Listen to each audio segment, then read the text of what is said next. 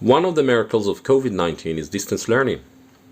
This opened a whole new perspective for both the teacher and the student.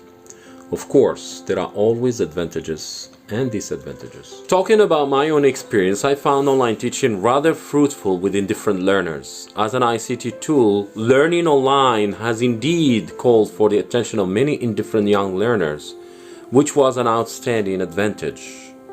Even though the timing of a single session was increased to a full hour, I still could get most students' participation at the end, which is something unprecedented with elementary levels. I cannot deny, of course, the role of parents in the success of this learning process.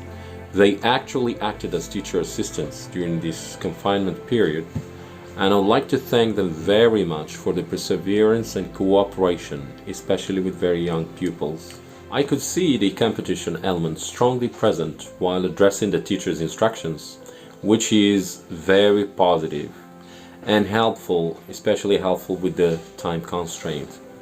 The unattended student, on the other hand, found this type of learning rather boring and insulting to their intellect and decided to minimize their productivity instead, or simply stay in the shade. In general, I feel that this new learning environment is rather unnatural for a young pupil.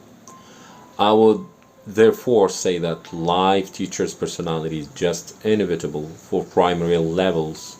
Also, as a TESOL certified teacher, I can affirm that most young students are kinesthetic learners. Hence, online learning or teaching is a very artificial and psychologically inhibiting process for the majority of this age group. Also, in the presence of parents, along with their unnecessary influence, the teachers couldn't feel in his or her own game. Most online teaching, I would say, does not reflect the real personality on teacher's personality and creativity. Even the rapport with certain obedient and respectful students was sometimes lost due to the constant parents' interference in the student-teacher relationship. I consider this as one of the main drawbacks of the behind-the-screen learning I've come across along this humble experience of mine at NOR institution.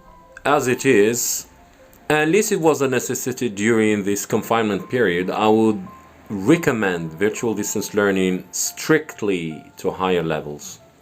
At least that's my take on this online academic experience. See you around.